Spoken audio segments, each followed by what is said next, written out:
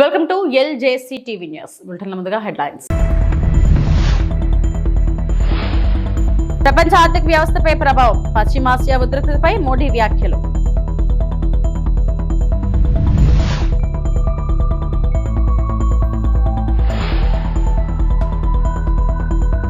నక్కపల్లిలో Arcelor Mittal Nippon steel plant కు శంకుస్థాపన, పాల్గొన్న సీఎం చంద్రబాబు.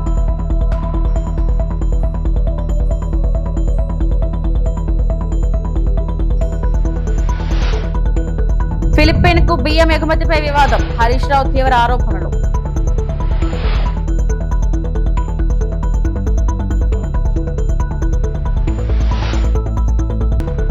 కాకినాడ పోర్టులో భారీగా రేషన్ బియ్యం సీజ్, అక్రమ రవాణాపై ఉక్కుపాదం.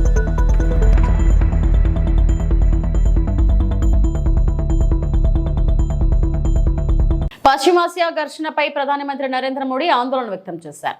పశ్చిమాసియాలో పరిస్థితి ఆందోళనకరంగా ఉంది. గత 2-3 వారాలుగా విదేశాంగ మంత్రి జైశంకర్ మరియు కేంద్ర మంత్రి హర్దీప్ సింగ్ పూరి సభకు పరిస్థితులపై వివరాలు అందించారు. ఈ ఘర్షణ 3 వారాలకు పైగా కొనసాగుతుంది. ఇది ప్రపంచ ఆర్థిక వ్యవస్థపై మరియు ప్రజల జీవనంపై తీవ్ర ప్రభావం చూపుతుంది. అందుకే ఈ సమస్యకు త్వరితగతిన పరిష్కారం కనుగొనాలని ప్రపంచ దేశాలు కోరుతున్నాయని ప్రధాని పేర్కొన్నారు.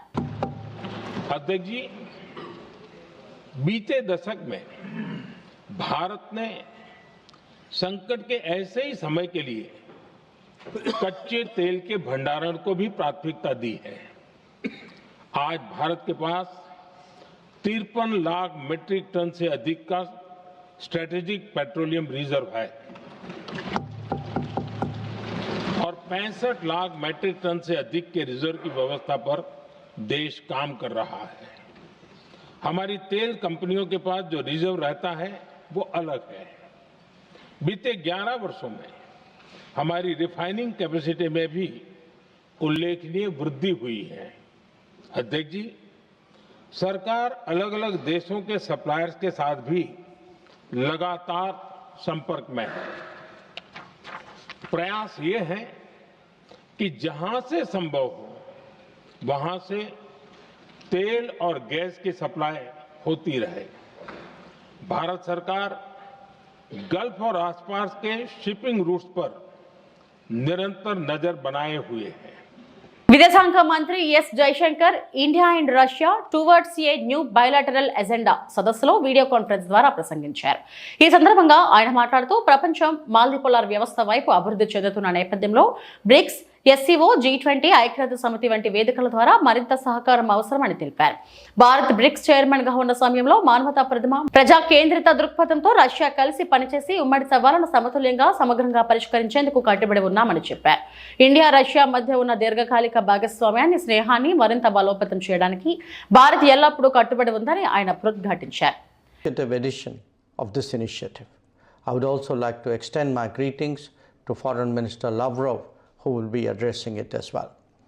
Friends, India and Russia share a special and privileged strategic partnership rooted in trust and mutual respect. Over decades, our mutually beneficial cooperation has advanced regional and global peace, stability, and progress. In today's evolving geopolitical dynamics, our engagement continues to deepen, driven by frequent high-level exchanges. The last visit of President Putin to India in December 2025 broke new ground, covering diverse and novel areas, including mobility of skilled professionals, health and food safety, maritime cooperation, fertilizers, customs and commerce, academic and media cooperation. Andhra Pradesh ముఖ్యమంత్రి నారా చంద్రబాబు నాయుడు అనకాపల్లి జిల్లాలో నక్కపల్లిలో ఏర్పాటు చేయనున్న Arcelor Mittal Nippon steel plant కు భూమి పూజ కార్యక్రమంలో పాల్గొన్నారు. ఈ సందర్భంగా జరిగిన సభలో సీఎం మాట్లాడుతూ రాష్ట్ర పారిశ్రామిక అభివృద్ధికి ఈ ప్రాజెక్టు ఎంతో కీలకమని తెలిపారు. భారీ స్థాయిలో పెట్టుబడులు రావడంతో పాటు వేలాది మందికి ఉపాధి అవకాశాలు కలుగుతాయని పేర్కొన్నారు. నక్కపల్లి ప్రాంతం పరిశ్రమల హబ్గా మారే దిశగా ఈ ప్లాంట్ కీలక పాత్ర పోషిస్తుందని సీఎం అన్నారు. స్థానిక యువతకు ఉద్యోగ అవకాశాలు కల్పించడమే కాకుండా ప్రాంతీయ అభివృద్ధికి కూడా ఇది దోహదం చేస్తుందని తెలిపారు. రాష్ట్రంలో పెట్టుబడులకు అనుకూల వాతావరణం సృష్టించామని, మరిన్ని అంతర్జాతీయ కంపెనీలు ఆంధ్రప్రదేశ్కు రావడానికి ప్రభుత్వం చర్యలు తీసుకుంటుందని చెప్పారు. ఈ కార్యక్రమంలో మంత్రులు, అధికారులు, కంపెనీ ప్రతినిధులు, స్థానిక ప్రజాప్రతినిధులు పెద్ద ఎత్తున పాల్గొన్నారు. నక్కపల్లి దగ్గర మీ అందరిని చూస్తా ఉంటే ఎంతో ఉత్సాహం, ఆనందం. ఈరోజు మీ ఉత్సాహంలో మిమ్మల్ని చూసినప్పుడు అందరికీ మరొక్కసారి పేరు పేరున మనస్ఫూర్తిగా నా నమస్కారాలు. ఈరోజు మన ఉత్తరాంధ్రలో నక్కపల్లెలో కొత్త చరిత్ర తిరగా రాస్తున్నావునా కాదా అని మిమ్మల్ని అడుగుతున్నాను. విశాఖ ఉక్కు ఆంధ్రుల హక్కు అని ఆనాడు పోరాడి సాధించుకున్న విశాఖపట్నం ఉక్కు ఫ్యాక్టరీ ఈరోజు మీరు అడగకుండానే ఈరోజు విశాఖపట్నం కంటే పెద్ద ఫ్యాక్టరీ ఇక్కడ వస్తా ఉందంటే అది ఈ ప్రాంత వాసుల అదృష్టం అని మరొక్కసారి విజ్ఞప్తి చేస్తున్నాను. ఈ రెండు ఉక్కు పరిశ్రమలు దేశ ఉక్కు రంగంలో మన రాష్ట్రాన్ని మరింత ఉన్నత స్థాయిలో నిలబెడతాయి. Arcelor Mittal, Nippon steel India limited green field steel ప్లాంట్కి ఈరోజు శంకుస్థాపన చేసుకున్నాం. ఇది ఇండస్ట్రియల్ సెక్టర్లోనే అతి పెద్ద మలుపు, గొప్ప ముందడుగు. విశాఖ ఉక్కు మన ఆత్మ గౌరవం అయితే నేటి ఏఎంఎన్ఎస్ పరిశ్రమ మన సత్తాను ప్రపంచానికి చాటి చెప్పే పరిశ్రమ. ఈరోజు మీరు గుర్తుపెట్టుకోవాలి, ఇండియాలోనే అతి పెద్ద ఫ్యాక్టరీ మన నక్కపల్లికి రాబోతుంది. ఇది ఒక చరిత్ర. రెండోది, ఈరోజు కూడా ఆర్సీఆర్ మిత్తల్ అంటే భారతదేశంలోనే కాదు ప్రపంచంలోనే నెంబర్ 1 ఉక్కు పరిశ్రమకు ఆద్యుడని చెప్పి మరొక్కసారి మీ అందరికి విజ్ఞప్తి చేస్తున్నాను. అలాంటి ఉక్కు పరిశ్రమ ఈరోజు ఇక్కడికి వస్తుంది. రాబోయే రోజుల్లో ఈ ప్లాంట్ వల్ల ఉక్కు రంగంలో నక్కపల్లి తిరుగులేని ఉక్కు శక్తిగా తయారవుతుంది. తాడేపల్లి వైఎస్ఆర్సీపీ కేంద్ర కార్యాలయంలో రాయలసీమ జిల్లాల నేతలతో పార్టీ స్టేట్ కోఆర్డినేటర్ శ్రీ సద్దుల రామకృష్ణారెడ్డి సమావేశం. రాయలసీమ లిఫ్ట్ ఇరిగేషన్ ప్రాజెక్టు భవిష్యత్ కార్యాచరణపై చర్చ. సమావేశానికి హాజరైన సాకే శైలజానాథ్, పి రవీంద్రనాథ్ రెడ్డి, ఎస్వి సతీష్ రెడ్డి, ఉషాశ్రీ చరణ్, భూమన కరుణాకర్ రెడ్డి, కాకాని గోవర్ధన్ రెడ్డి, కాట్సాని రామ్ భూపాల్ రెడ్డి, ఆకేపాటి అమర్నాథ్ రెడ్డి, అనంత వెంకటరామరెడ్డి, లేళ్ల అప్పిరెడ్డి, మనోహర్ రెడ్డి, రైతు విభాగం అధ్యక్షుడు జినూరి రామారావు, రైతు విభాగం నేతలు కుత్తా శివశంకర్, హర్షవర్ధన్ రెడ్డి మరియు తదితరులు హాజరయ్యారు.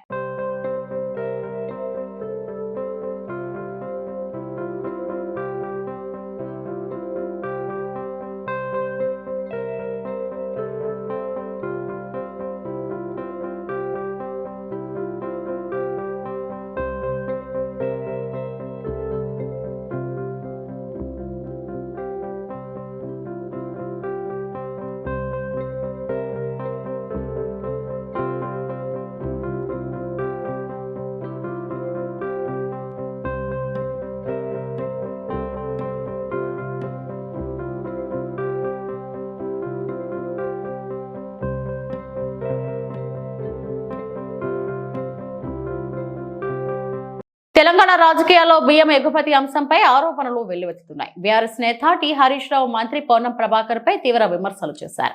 ఫిలిప్పీన్స్ కు బియ్యం ఎగుమతిలో భారీ స్కామ్ జరిగిందని ఆరోపించారు.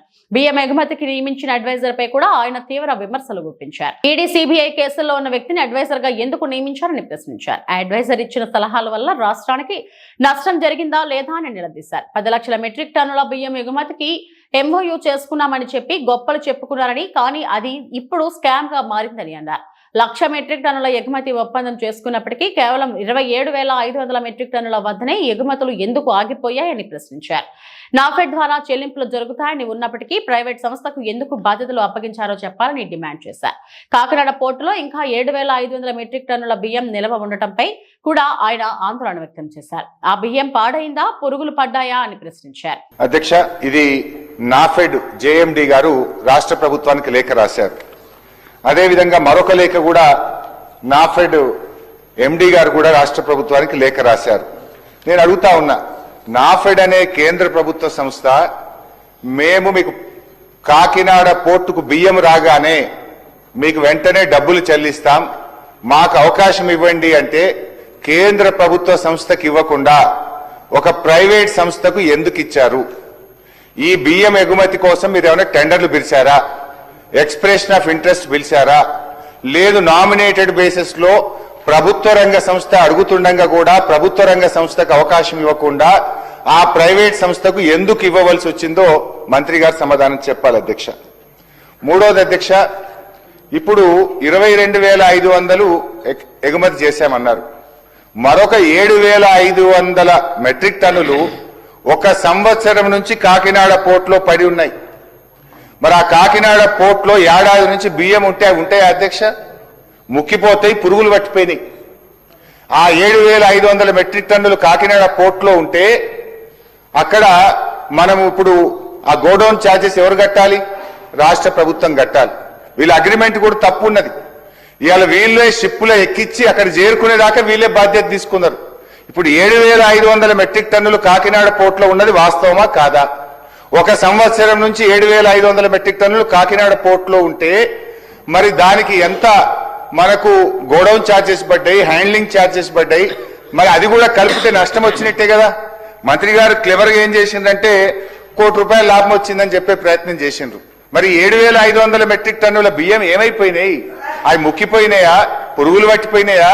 అవి వాటి పరిస్థితి ఏంది? దానికి ఎంత హ్యాండ్లింగ్ ఛార్జెస్, గోడౌన్ ఛార్జెస్ మీద పడ్డాయి? మంత్రి గారు అధ్యక్ష హెలికాప్టర్లో పోయింది అధ్యక్ష కాకినాడకు. ఇదేదో పెద్ద పని చేస్తున్నాం, వేల కోట్ల రూపాయలు సివిల్ సప్లైస్ కార్పొరేషన్ కు ఆదాయం వస్తుంది, గత ప్రభుత్వానికి తెలివే లేదు, మేము చాలా గొప్ప ఘనకార్యం చేస్తున్నాం అని చెప్పి చాలా పెద్ద పెద్ద మాటలు చెప్పారు అధ్యక్ష మంత్రి గారు. వాస్తవంగా జరిగింది దీని వెనుక పెద్ద స్కామ్ జరిగింది, రాష్ట్ర ప్రభుత్వానికి నష్టం జరిగింది. ఒకవేళ మంత్రి గారు మీకు నిజాయితీ ఉంటే నేను స్పీకర్ గారి ద్వారా ఈ ప్రభుత్వాన్ని డిమాండ్ చేస్తా ఉన్నా, ఒక హౌస్ కమిటీ వేయండి, దీంట్లో జరిగిన అవినీతిని రుజువు చేయడానికి నేను సిద్ధంగా ఉన్నా. మీరు ఒక హౌస్ కమిటీ చేయండి. నిజంగా మీరు పారదర్శకంగా ఉంటాం, మాది ప్రజాపాలన అని మాటల్లో చెప్పుడు కాదు. నేను అడిగిన ప్రశ్నలకు సూటిగా సమాధానం చెప్పండి. నిజాలు బయటకు రావడానికి పోదాం కాకినాడ పోర్టుకు. మీరు ఆ రోజు జెండా ఊపడానికి హెలికాప్టర్ వేసుకొని కాకినాడ పోయింది కదా. మరి ఆ 7,500 మెట్రిక్ టన్నులు కాకినాడ పోర్టులో సంవత్సరం నుంచి అక్కడ ఎందుకు పడి ఉన్నాయి? వాటి పరిస్థితి ఏంది? మంత్రి గారు చెప్తారా? దాంట్లో వచ్చిన నష్టం ఎంత? సూటిగా సమాధానం చెప్పండి. ఎందుకు మీరు తిమ్మిని బిమ్మని చేస్తారు? ఎబిగ్నూర్ పట్టణంలోని ఆర్ఎండ్బి అతిథి గృహంలో వైఎస్ విజయమ్మ లేఖపై MLA doctor B Vijaya Nageswara Reddy తనదైన శైలిలో స్పందించారు. ఈ సందర్భంగా ఎమ్మెల్యే బీబీ మాట్లాడుతూ ఇది మహిళల ఆస్తి హక్కులకు సంబంధించిన విషయం గానీ జగన్ రెడ్డి కుటుంబానికి మాత్రమే సంబంధించిన వ్యక్తిగత సమస్య కాదు అని స్పష్టం చేశారు. తన తండ్రి వైఎస్ఆర్ పాలన సమయంలో 43,000 కోట్ల ఆస్తులు సంపాదించిన జగన్ రెడ్డి చట్ట ప్రకారం తన తల్లి మరియు చెల్లికి సమాన హక్కులు ఎందుకు ఇవ్వలేదని ప్రశ్నించారు. మహిళల ఆస్తి హక్కులు రక్షితంగా ఉండాలంటే మహిళా లోకం జగన్ను నిలదీయాలని ఆయన అన్నారు. ప్రజల ధనం, మానం, ప్రాణాలకు రక్షణ కల్పించాల్సిన బాధ్యత నాయకులపై ఉంటుందని, అలాంటి విలువలు లేని వారికి రాజకీయాల్లో ఉండే అర్హత ఉందా అని ప్రశ్నించారు. సునీతకు అండగా నిలిచి మహిళల ధన, మాన, ప్రాణాలు మరియు ఆస్తి హక్కులను కాపాడుకోవాలని పిలుపునిచ్చారు. తల్లి చెల్లిని గౌరవించే భారతీయ సంస్కృతి సాంప్రదాయాన్ని కాపాడాల్సిన అవసరం ఉందని తెలిపారు. సాక్ష్యాధారాలను ధ్వంసం చేయకుండా భారతీయ శిక్షా స్మృతి IPS ప్రకారం తీవ్రమైన నేరమని, ప్రజలకు న్యాయం చేయాల్సిన వ్యక్తి ముందుగా తన కుటుంబానికి న్యాయం చేయాలని MLA doctor B Vijaya Nageswara Reddy ఘాటుగా వ్యాఖ్యానించారు. కార్యక్రమంలో కూటమి పార్టీ మహిళా నాయకులు, టీడీపీ పట్టణ కమిటీ సభ్యులు, ప్రజాప్రతినిధులు, నాయకులు మరియు కార్యకర్తలు పాల్గొన్నారు.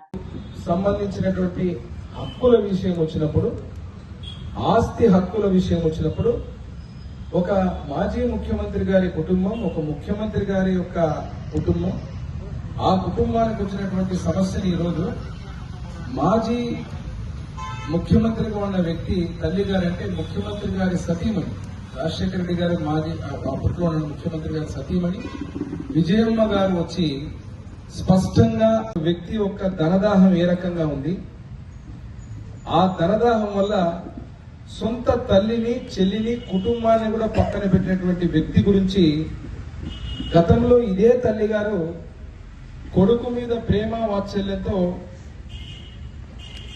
వారు కొలిచేటువంటి యేసు ప్రభువుని, బైబిల్ని చేతిలో పెట్టుకుని ఇదే చెల్లి గారు, ఇదే తల్లి గారు ఈ వ్యక్తి ముఖ్యమంత్రి కావడానికి నియోజకవర్గాలు, ప్రతి రోడ్డు, ప్రతి వీధి, ప్రతి గ్రామానికి తిరిగినటువంటి వ్యక్తులు ఈ రోజు వాళ్లే వచ్చి ఏ రకంగా జగన్మోహన్ రెడ్డి అనే వ్యక్తి అన్యాయం చేశాడో ఈరోజు స్పష్టంగా చెబితే ఈరోజు మాట్లాడుతున్నారు.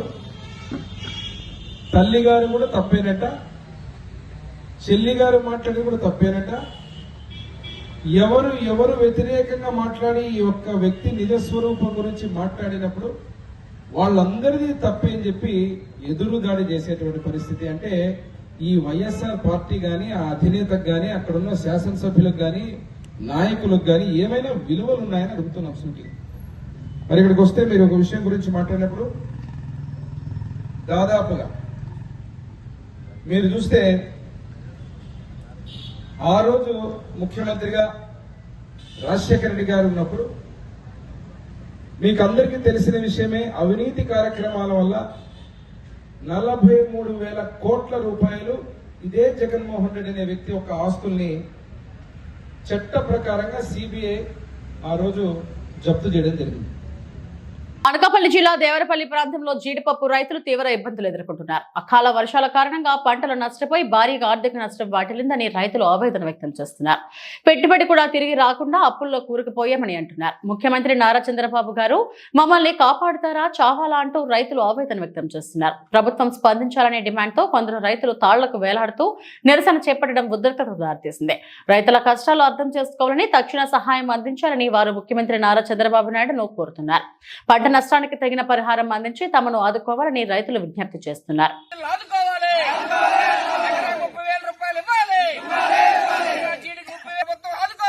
జిల్లాలోనే జీడి రైతుల పరిస్థితి ఈ రోజు అగమ్య గోచరంగా ఉంది. మంచు తెగులు పడి పూర్తిగా జీడి తోటలన్నీ కూడా స్మాష్ అయిపోయి ఎకరాకి 30,000 40,000 రూపాయలు పెట్టుబడి పెట్టినటువంటి జీడి రైతులందరూ కూడా పూర్తిగా నష్టపోయారు. ఈ ప్రభుత్వం జీడి రైతులకి ఎకరాకి 30,000 రూపాయలు నష్టపరిహారం ఇచ్చి జీడి రైతులు పూర్తిగా ఆదుకోకపోతే ఈ రోజు ఉరే శరణ్యం అని చెప్పేసి జీడి రైతులందరూ కూడా దేవరాపల్లి మండలంలో పెద్ద ఎత్తున ఆందోళన వృతాలు వేసుకుని నిరసన తెలియజేయడం జరుగుతూ ఉంది. ఈ ప్రభుత్వం ఈ అనకాపల్లి జిల్లాలో వరి తర్వాత జీడి పంటే ప్రధానమైన పంట. మెట్ట భూముల్లోనే దాదాపు 1,00,000 ఎకరాల్లోనే జీడి అనేటువంటిది ఈ రోజు పండించడం జరుగుతూ ఉంది. అటువంటి జీడిని ఈ ప్రభుత్వం ఈకవే చేయకుండా, ఈ రోజు ఇన్సూరెన్స్ చేయకుండా, ఈ రోజు గాలి వదిలేసి గిరిజన రైతులు మీ సాగు మీరు సమండి అని చెప్పేసి వదిలేటువంటి జరిగింది. ఇది అత్యంత దుర్మార్గమైనటువంటి చర్య. కాబట్టి జీడి రైతులు అలో రామచంద్ర అని చెప్పేసి ఈ రోజు ఏడుస్తా ఉన్నారు. ఈ రోజు నక్కపల్లి చంద్రబాబు నాయుడు గారు సిఎల్ ఈ రోజు ఆర్ఎస్ఎల్ నిప్పుల మిట్టల్ స్టీల్ ప్లాంట్ ఈ రోజు ప్రారంభోత్సవానికి వస్తా ఉన్నారు. నిప్పులు ఏదైతే ఆర్ఎస్ఎల్ మిట్టల్ స్టీల్ ప్లాంట్ ఉందో ఈ రోజు మిట్టల్ స్టీల్ ప్లాంట్ కి ఉత్సాహం చూపిస్తా ఉన్నారు. ఈ జిల్లాలోనే లక్షల మంది జీడి రైతులు పంటలు పోయి అలో రామచంద్రాన్ని ఏడుస్తా ఉంటే ఈ రోజు మిట్టల్ని కార్పొరేట్ సంస్థలు మీరు నెత్తినెట్టుకుని మోస్తా ఉన్నారు. అక్కడ విశాఖపట్నం స్టీల్ ప్లాంట్ నిర్వీర్యం చేస్తా ఉన్నారు. ఇక్కడ ప్రైవేట్ స్టీల్ ప్లాంట్ కోసం మీరు తహతహలాడి మీ ఉద్యోగాలు ఉపాధాలు కల్పిస్తామని చెప్పేసి అక్కడ నిర్వాసితుల్ని కనీస సౌకర్యాలు కల్పించుకుంటా భూములు లాక్కొని బలవంతంగా వాళ్ళకేమో ఆ విధంగా మీరు చేయడం జరుగుతూ ఉంది. మేము స్టీల్ ప్లాంట్లకు వ్యతిరేకం కాదు, మీ భూమి పూజకు వ్యతిరేకం కాదు. ఈ జిల్లాలో ఉన్నటువంటి జీడి రైతుల యొక్క పరిస్థితిని అర్థం చేసుకోండి. జీడి రైతులు ఈ రోజు ఉరితాళ్లే శరణ్యం అంత పరిస్థితి వచ్చిందనంటే ఈ రోజు గిరిజన రైతుల యొక్క పరిస్థితి ఎంత దౌర్భాగ్యంగా ఉందో మీరు అర్థం చేసుకోవాలి. కాబట్టి కూటమి ప్రభుత్వం జీడి రైతుల మీద దృష్టి పెట్టి ప్రతి జీడి రైతుకి ఎకరాకి అంచనా కట్టి 30,000 40,000 రూపాయలు నష్టపరిహారం చెల్లించి జీడి రైతులు ఆదుకోవాలి. అక్కడక్కడ 1-2 పిక్కలు పండితే ఆ పిక్కలు కూడా ఈ రోజు అమ్ముకోవడానికి వీలు లేకుండా పోతుంది. దళారీలు ఈ రోజు అతి తక్కువ ధర కొనుగోలు చేస్తున్నారు. 200 రూపాయలకి 1 రూపాయి కూడా తక్కువ లేకుండా జీడి పిక్కలు ప్రభుత్వమే కొనుగోలు చేయాలి. రైతు భరోసా కేంద్రాల ద్వారా కొనుగోలు చేసి రైతులను ఆ విధంగా ఆదుకోవడం ద్వారానే మీ ప్రభుత్వానికి కూటమి ప్రభుత్వానికి మనుగడ ఉంటది. లేకపోతే మీ పత్రం తప్పదని చెప్పేసి గిరిజన రైతులు హెచ్చరిస్తా ఉంటారు. దీన్ని అర్థం చేసుకుని ఈ జిల్లాలో ఉన్నటువంటి జీడి రైతులు దాదాపు 6 నెలల పాటు జీడి పంట మీద ఆధారపడి తుప్పలు తీసి ఎరువులేసి పురుగు మందులు వేసి విత్తనాలు వేసి అనేకటువంటి కష్టాలు పడినటువంటి జీడి రైతులకి ప్రభుత్వం ఆదుకోవాలని చెప్పేసి మేము వ్యవసాయ కార్మిక సంఘం గిరిజన సంఘాలుగా ప్రభుత్వాన్ని డిమాండ్ చేస్తా ఉన్నాం. హెచ్పివి వ్యాక్సిన్ గురించి ప్రజల్లో ఉన్న అపోహలను నమ్మవద్దని Chakrampeta sub centre health assistant Hemalatha తెలిపారు. మహిళల ఆరోగ్య రక్షణకు హెచ్పివి వ్యాక్సిన్ ఎంతో ముఖ్యమని, ముఖ్యంగా గర్భాశయ క్యాన్సర్ను నివారించడంలో ఈ టీకా కీలక పాత్ర పోషిస్తుందని చెప్పారు. చక్రంపేట సబ్ సెంటర్ పరిధిలో నిర్వహించిన ఆరోగ్య అవగాహన కార్యక్రమంలో హేమలత మాట్లాడుతూ హ్యూమన్ పాపిలోమా వైరస్ కారణంగా మహిళల్లో గర్భాశయ క్యాన్సర్ వచ్చే ప్రమాదం ఎక్కువగా ఉంటుందని తెలిపారు. ఈ వ్యాధి నుంచి రక్షణ పొందేందుకు ప్రభుత్వం ఉచితంగా HPV వ్యాక్సిన్ అందిస్తుందని చెప్పారు. కొంతమంది టీకా తీసుకుంటే అనారోగ్యం వస్తుందని, భవిష్యత్తులో సమస్యలు వస్తాయని అనుమానాలు వ్యక్తం చేస్తున్నారని, అవి పూర్తిగా నిరాధారమని స్పష్టమని చేశారు. వైద్యుల సూచనల మేరకు సరైన వయసులో టీకా తీసుకుంటే ఎలాంటి ప్రమాదం ఉండదని చెప్పారు. ప్రభుత్వం నిర్వహిస్తున్న టీకా కార్యక్రమాలకు తల్లిదండ్రులు సహకరించాలని, బాలికలకు సమయానికి వ్యాక్సిన్ వేయించాలని కోరారు. ఆరోగ్యంపై అవగాహన పెంచుకుంటేనే ప్రమాదకర వ్యాధులను నివారించవచ్చని హేమలత పేర్కొన్నారు. PHC పెనుగలూరు సబ్ సెంటర్ చక్రంపేట నుండి పనిచేస్తాను. నా పేరు కే హేమలత. నేను హెల్త్ అసిస్టెంట్. మేము ఈ HPV వ్యాక్సిన్ అనే వ్యాక్సిన్ మాకు గవర్నమెంట్ హాస్పిటల్లో గవర్నమెంట్ ప్రవేశపెట్టింది. ఇది ఈ HPV వ్యాక్సిన్ అంటే హ్యూమన్ పాపులోమా వైరస్ అనే వ్యాధి అనే వైరస్ పని చేయకుండా దీన్ని గర్భాశయ క్యాన్సర్ రాకుండా ఉండడానికి ప్రివెంటివ్గా వాడతారనమాట ఇది. సో దీన్ని గవర్నమెంట్ ప్రవేశపెడితే 14 సంవత్సరాలు కంప్లీట్ అయిన బాలికలకు మాత్రమే 2011 మార్చి నుంచి 2012 మార్చి ఉండే పిల్లలకు 14 సంవత్సరాలు పూర్తయితే ఆ పిల్లలకి వేసేదానికి వాళ్ళు అర్హులు అనమాట. ఇది ఎందుకు వేస్తారు అంటే గర్భాశయ క్యాన్సర్ రాకుండా ఉండడానికి ఈ వ్యాక్సిన్ వేస్తే ముందు జాగ్రత్త ప్రివెంటివేషన్కి వేస్తారనమాట. సో ప్రతి ఒక్క తల్లిదండ్రులు బిడ్డలకు వేపించుకునేదానికి పిల్లలు భయపడుతున్నారు, తల్లిదండ్రులు భయపడుతున్నారు. సో ఇది అవగాహన కోసము ఈ సుమన్ టీవీ ద్వారా మాకు ఈ పిల్లల్లో భయం పోవడానికి తల్లిదండ్రులకు అవగాహన కోసము మీడియా ద్వారా మేము తెలియజేస్తున్నాము. 14 సంవత్సరాలు కంప్లీట్ అయిన బాలికలకు ఖచ్చితంగా వేయించుకోవాలనే ఉద్దేశంతో వాళ్ళలో ఉండే భయము, వాళ్ళ తల్లిదండ్రులలో ఉండే భయము పోవడానికి మేము తెలియజేయ ద్వారా. కాబట్టి ప్రతి ఒక్కరు గవర్నమెంట్ ఉపయోగించింది ఇది పాతదే, కొత్త వ్యాక్సిన్ ఏం కాదు. ఇంతకు మునుపు అంతా వేయించుకున్నారు. గవర్నమెంట్లో అయితే ఇది 10 నుంచి దగ్గర 9 నుంచి 10,000 మధ్యలో ఉంటుందన్నమాట ఖరీదు.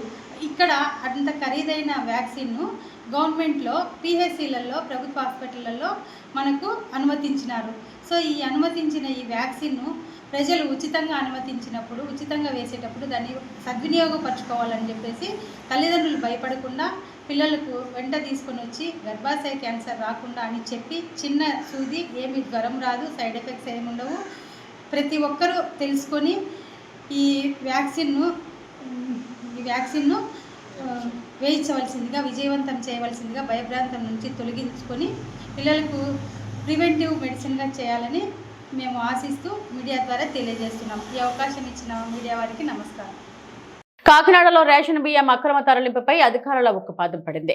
కాకినాడ పోర్టులో 5 లారీలలో తరలిస్తున్న 140 మెట్రిక్ టన్నుల PDS బియ్యాన్ని జిల్లా పౌర సరఫరా అధికారులు సీజ్ చేశారు. వివిధ రైస్ మిల్లుల నుంచి సేకరించిన బియ్యాన్ని విదేశాలకు అక్రమంగా ఎగుమతి చేయడానికి ప్రయత్నించినట్లు అధికారులు గుర్తించారు. శాంపిల్స్ పరిశీలనలో ఫోర్టిఫైడ్ కెర్నల్స్ ఉన్నట్లు తేలడంతో నిత్యావసర వస్తువుల చట్టం 1955 కింద కేసులు నమోదు చేశారు. ఈ ఘటనలో మిల్లర్లు, ట్రేడర్లు, లారీ డ్రైవర్లు యజమాన్యంపై క్రిమినల్ చర్యలు తీసుకుంటామని అధికారులు తెలిపారు. సీజ్ చేసిన బియ్యం విలువ సుమారు 65 లక్షల, లారీ విలువ 60 లక్షలు కలిపి మొత్తం 1.25 కోట్లుగా అంచనా వేశారు. అక్రమ రవాణాపై కఠిన చర్యలు కొనసాగుతాయని, ఇలాంటి వ్యవహారంలో పాల్పడిన వారిపై ఎప్పటికప్పుడు తనిఖీలు నిర్వహిస్తామని అధికారులు స్పష్టం చేశారు.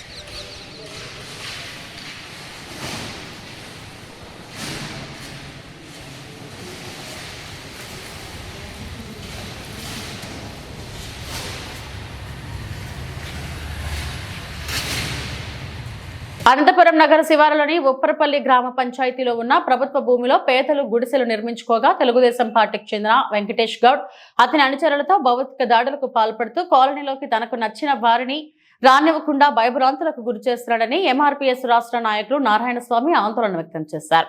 5 సంవత్సరాల క్రితం ఉప్పరపల్లి గ్రామ పరిధిలో జిల్లా ఉన్నతాధికారులు ఎమ్మెల్యే పరిటాల సునీత ఇలా అందరి అనుమతితో పేదలైన దళితులు ఇతర కులాలకు చెందిన వారు ఇళ్ల స్థలాలు వేసుకున్నట్టు తెలిపారు.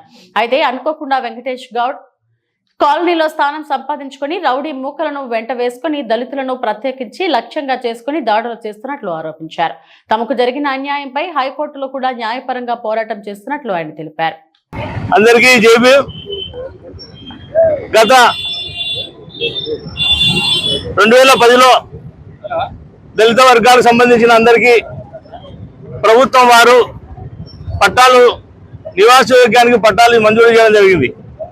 అయితే అక్కడ పెద్ద పెద్ద చెట్లు కంపలు మొత్తం రాళ్ళు మొత్తం ఉంటే అక్కడ పేద వర్గాలు పేద ప్రజలు అనేక సదుపాయాలు చేసుకొని ఇల్లు నిర్మాణానికి సిద్ధంగా చేసుకున్న టైంలో ఒక గ్రామంలో నుంచి ఉప్పరపల్లి గ్రామం నుంచి వచ్చి లేదు మాకు ఇది కావాలా మా స్థానికులు మీరు ఎవరు ఉండకూడదు అంటే డైరెక్ట్గా సునీతమ్మ మేడం గారి చొరవ తీసుకొని లేదు మీరు ఇక్కడ ఉండకూడదు మీరు అక్కడ వెళ్ళిపోయి మీరు అక్కడ చేసుకోండి అని మాకు మేడం గారే మరి సెలవు ఇప్పించారు. దాంట్లో కూడా ఎక్కడి నుంచో వచ్చి కర్నూలు జిల్లా నుంచి వచ్చి 2 వ్యక్తులు వచ్చి ఇక్కడ ఉన్నటువంటి కొంతమంది ఎస్సీ లీడర్లను పట్టుకొని వాళ్ళు లీడర్ల క్రిమినల్ స్థలంలో మాకైతే అర్థం కాలేదు కానీ వాళ్ళు ఇక్కడ ఉండి వాళ్ళు ప్రోత్సాహిస్తూ తీవ్ర ఇబ్బందులకు గురి చేస్తున్నారు పట్టాదారులను. అయితే వాళ్ళు పోయి కొంతమంది ఉన్న వాళ్ళు శతస్కో తెచ్చుకుంటే మరి నువ్వు రోడ్డు కూడా శతస్కో తెచ్చుకుంటే ఎట్లుండాలి? అది శతస్కో ఎట్లయితే ఉందో మునుపు గురైపోయి కొట్టాలన్నీ మునుపులో ఉంటే ఆ మునుపు గురైనటువంటి కొట్టాలన్నీ ఈ రోజు ఇల్లు నిర్మాణం చేసుకుంటున్నారు. మరి శతస్కో చెప్పింది ఇల్లు కట్టుకోవడానికా? శతస్కో తెచ్చింది కరెంట్ ఇవ్వడానికా? శతస్కో వచ్చింది నీళ్లు పైపులు వేసుకొని నివాసయోగ్యానికి పనిచేసే శతస్కో తెచ్చింది. దాని మీద ఆర్డర్లు రావాలి కదా. ఆర్డర్లు రాకుండా కోర్టు ధిక్కారం చేసేది ఆ అధికార ధిక్కారము, ప్రభుత్వ రాజ్యాంగం ధిక్కారము, అన్ని ధిక్కారాలు చేసి పేద ప్రజలతో పేద వర్గాలతో డబ్బులు వసూలు చేసుకొని మీకు పట్టాలు వస్తాయి, మీకు ఇండ్లు వస్తాయి, మీకు అవి వస్తాయి ఇవే మాయ మాటలు చెప్పి వాళ్ళను మభ్యపెట్టి ఈరోజు కొట్టాలు నిర్మించి ఇండ్లు వేసుకోవడం జరుగుతుంది. ఆర్డీఓలు వెళ్ళినారు, కలెక్టర్లు వెళ్ళినారు, ఎంఆర్ఓలు వెళ్ళినారు, పోలీసులు వెళ్ళినారు. అందరూ వెళ్ళిపోయి అయ్యా ఇది మీకు తగదు, గతంలో పట్టాలు ఇచ్చింటేనే మేము ఇవన్నీ కొట్టుకుపోతాయి అన్ని పోతాయి, మీకు కూడా ఉండడం మంచి కాదు, ఇక్కడ నుంచి మీరు వెళ్ళిపోండి. ఇవి ఇప్పటివరకు నా బులెటిన్ అప్డేట్స్. నమస్తే.